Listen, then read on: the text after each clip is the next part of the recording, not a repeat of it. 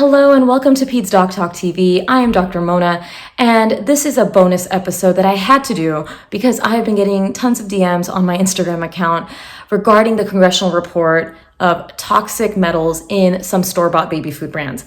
Now, before we begin, I hope that you have not thrown out all your baby food. I hope that if you've given your child any of these brands, that you are not panicking. We're going to explain it all on this video so that you feel a little more reassured. And before I continue, I have a problem with the way the media portrays this information.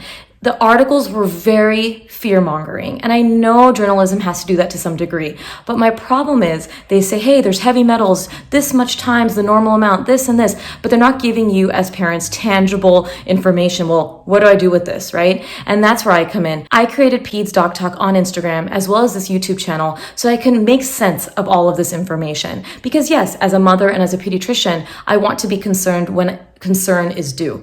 But in this situation, I'll go over why we just have to be cautious and monitor, but why I don't want you to throw out your baby food. So where is this coming from? Every 6 months to a year, there is a news article or a big media blitz about metals in baby foods in America.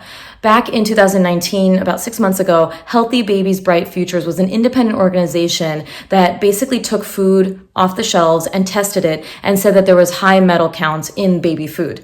So a subcommittee in Congress did a report and they looked at major food brands and metal content in the food. So this was the U.S. House of Representatives subcommittee that looked at this information. So they took a look at many different companies. Some companies didn't release their information, some did, but they looked at the level of metals in baby food.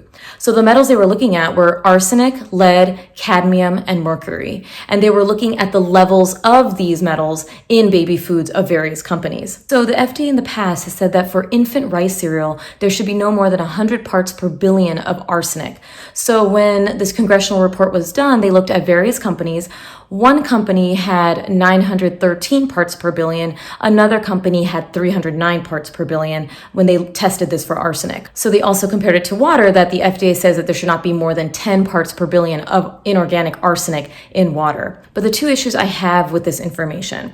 First is that comparing food to water is not always accurate. You can't say, well, for water, it's 10 parts per billion. Why is food allowed to be higher? Food is going to have some trace metals in it. Food grows in the ground, and with soil comes metals. So we have to understand that there is going to be naturally metals occurring, which include arsenic, lead, mercury, what we're talking about here. But now we have to understand, well, how much is too much, which I think this congressional study will open up some research and some guidelines as to, well, how much is too much for our families and for our kids. And also, when you look at the study, so I'm attaching the document, when you read parts per billion, it can sound like a lot, right? Like you're like, well, billion, oh my gosh, but it's parts per billion. It's a fraction of a billion. So I wanted to kind of put that into frame of reference.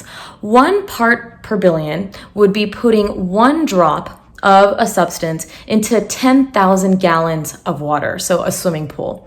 Another example is a pinch of salt in 10 tons of potato chips. These are very small amounts. So when we say, okay, there's 100 parts per billion allowed of arsenic in food, and if another company has 913 parts per billion, in the grand scheme of things, is that a lot when it's such a small fraction? So that's what we kind of have to understand.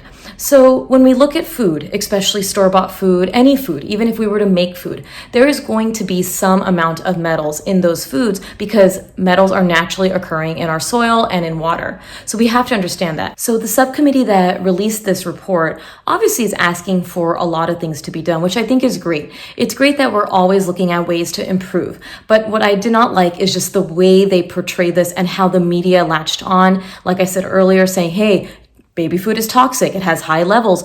Companies knowingly sold these items. It sounds like there's something sneaky going on here, when in reality, if you look at food science, there's a lot of regulations that's happening within the companies, and also the FDA is overseeing this as well. So I don't want us to mistrust food. Metals are going to be in food. Now, the question is, how are we going to minimize through the manufacturing process? And I think this conversation that Congress is having is a good one.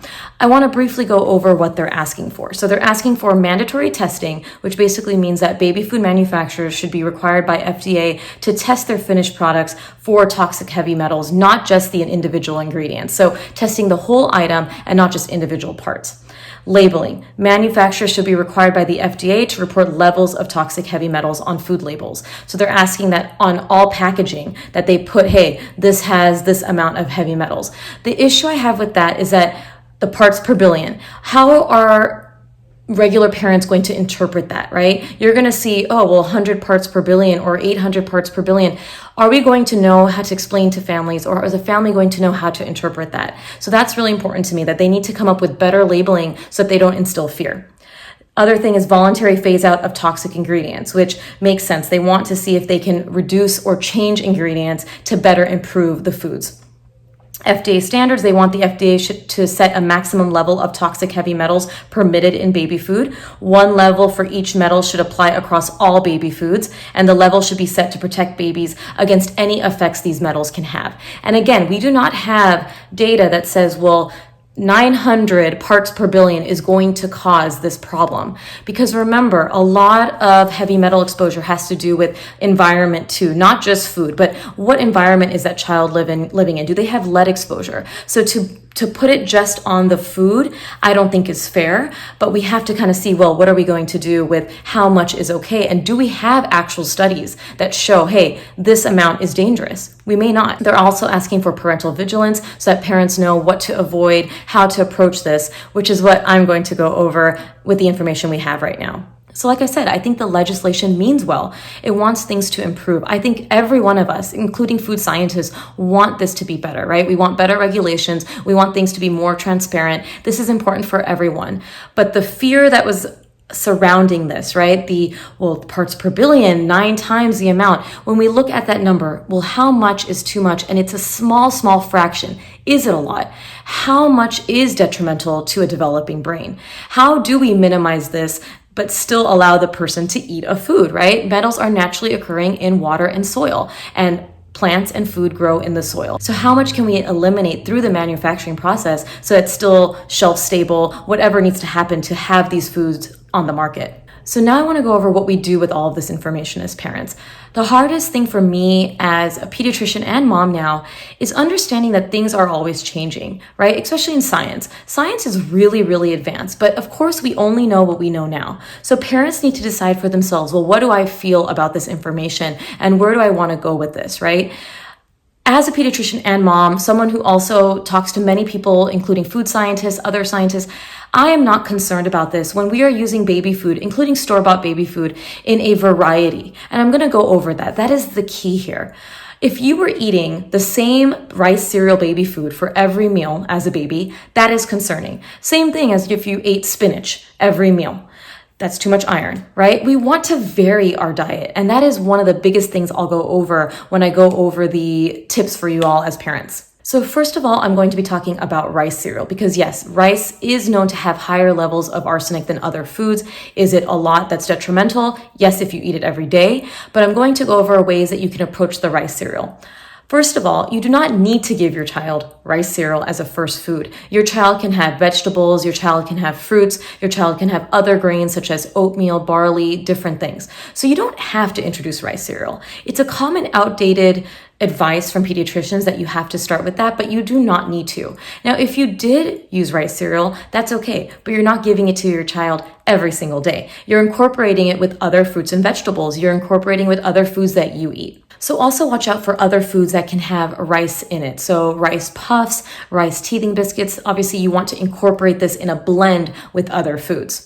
The other recommendation, avoid brown rice syrup because that obviously contains rice as much as possible. Don't use rice milk as a substitute to breastfeeding formula or cow's milk or another better plant-based alternative. So keep in mind, amongst all different types of rice, brown rice tends to have a higher level of arsenic in it. So you can use things like basmati rice or jasmine rice. And also a way to prepare this, because remember, a lot of cultures eat rice, is to use a higher water to rice ratio to basically rinse the rice thoroughly and cook it that way. So like I said earlier, vary the foods that you're eating, including your grains. Rice tends to absorb more metals from the earth than other crops. So that is why rice gets that bad rap, right? But if you're using it in moderation and in variety, is it concerning? Probably not. But if you're worried, like I said earlier, you don't have to give your child rice cereal. There are other options. But if you did give your child rice cereal, you're giving it in conjunction with other foods, which is why as pediatricians, I wouldn't be worried if you did give your child that. You can vary the grains like oat, barley, quinoa, farro. These are all things that you can give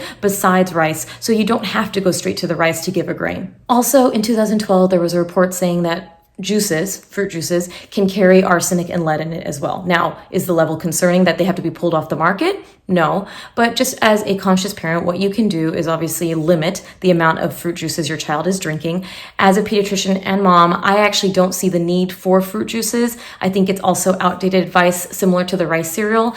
Your child can just have fresh fruit. It doesn't have the additives that may include a little more trace metals in it from the manufacturing process. So definitely consider no fruit juices. But if your child has had fruit juices, I don't want you to panic. I just want it to be in variety with other things. Try to prioritize water because that is best for your child, obviously, who's older.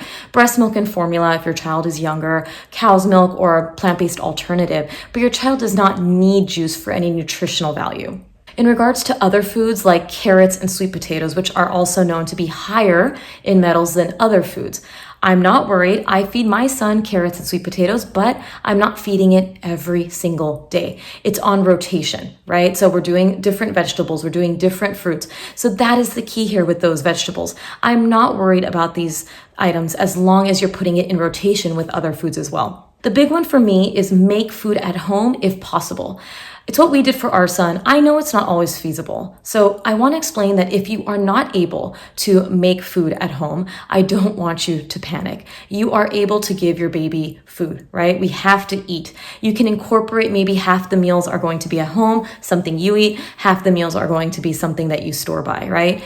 There's a big movement with baby-led weaning for this very reason that, hey, if you give the foods that you eat from a young age, you don't have to buy store-bought food. That is your preference. But I don't want you to worry if you've given your child store-bought baby food. Rotate the types of food, right? Don't give rice cereal every day. Don't give carrots every day. Rotate the variety. Maybe incorporate and start thinking about introducing some foods from your home because you know that, hey, there's no manufacturing process going into that. But that, again, is if you have the resources, which include time, to be able to do that. I find that meal prepping baby food is actually pretty convenient if you plan it at the week, so you don't have to worry about it through the week. Of course, you just need a few hours to be able to do that, but if you're able to, that is an option for you. Other ways to reduce metal exposure. Address any lead risk in your home. This is actually more concerning to me than foods that we're eating. Heavy metals such as lead can live in old pipes, can live in old homes. Peeling paint in the 1970s, these homes can carry this. So if you have an older home, I recommend getting your home tested for lead because if a child eats the paint chips, that can obviously cause lead exposure. The other thing is about water. If you have well water, you want to make sure that your water in your community is tested for lead. I don't know if you all heard, but back in the 2000s, Michigan in Flint, they had a big issue with lead in the water. It was a big issue, public health crisis. So it's important that you are getting lead tested in your water supply, and your community and county should be doing that. Going into lead, parents will often ask, well, do I need to get my child tested for lead on a regular basis? Pediatricians should be testing lead levels at 1 year and 18 months and 2 years. Do I need you to go check it beyond that? No, I don't want you all to rush to your pediatrician because of all of this information and ask about arsenic levels and lead levels. There's not blood tests for that available always at the pediatrician. But do the normal screening, right? That is what's key here. As long as you've had a varied diet, as long as you're introducing a variety of things, like I mentioned, this is the key. So in regards to fish, obviously we know that fish can have mercury in it, other metals. So you want to avoid, for your baby or toddler, shark, orange roughy, albacore, white tuna. These can have higher levels of metal. Better would be things like light tuna, salmon, cod, tilapia, things with lower mercury levels than orange roughy, swordfish, or sharks. And like I said, the most important take home for me is vary the diet. we should be varying our child's diet, not just for all of this, but for exposure of different foods. So if you're varying your diet, I am not worried about the heavy metals. Obviously, the congressional report is important so that we can get better labeling, better manufacturing, better regulations. But I'm not concerned with food the way it stands right now. If you are concerned, you can do different things like I mentioned. I think the strategies that I talked about are going to be really helpful for you, but I don't want you to panic and think that you did something wrong for your baby. There is a mantra that I will always say. We are doing our best with the information and resources we have at the current moment. Those can always change. When I talk about information in regards to this topic, the information we know now is that, hey, there are metals in baby food, but there are metals in baby food we make at home. They're just not being tested because no one's testing those. And there are metals in store-bought baby foods which are being pulled off the shelves and tested in these reports. But what would it look like if we tested the metals in our food? What are those numbers? No one's doing that. They should probably compare that. But we have to look at, well, how much is coming through store-bought baby food manufacturing versus how much is just naturally occurring from soil and water. So when you look at the information, okay, I know that there is a concern of metals. Is it too much? No, because I am varying my child's diet. Awesome. If you don't like what you're hearing, your options are, well, maybe I home make my baby food. Fine, that is an option for me. But you have to feed your baby food. So whether you do baby-led weaning and feed them what you eat, whether you make your own food, whether you incorporate some store-bought baby food, I am not concerned about that. I have many families who do store-bought baby food for generations and are fine, right? So I don't want you to read that article that says there's going to be developmental delay and this and that. Of course we're concerned. But like I said, I'm more concerned about environmental exposures also like lead. But this is a good starting point and a good catalyst for the government to make more regulations for baby foods. When I talk about resources in that mantra, you are looking at, well, am I able to make my own baby food? Is this feasible for me? If you are, you do it. Is baby-led weaning something I want to do? So I'm giving my child what we eat, then you do it. But I want to remind you that if you're not doing that, you're not causing your child harm. We do our best with the information and resources we have. I hope this was helpful. Please comment below on any questions you have. I am attaching all the links that I talked about on my show notes, including other reading materials. I want you to follow accounts on social media. Food Science Babe, Sci Moms are really great accounts that talk about food science. They are amazing. They've actually been on my podcast. Please make sure to follow me at Pete's Doc Talk on Instagram. You can always DM me any of these stories that you see. If it's something that is going viral, I will absolutely comment on it on Pete's Doc Talk TV. Until next time, thanks and talk to you soon.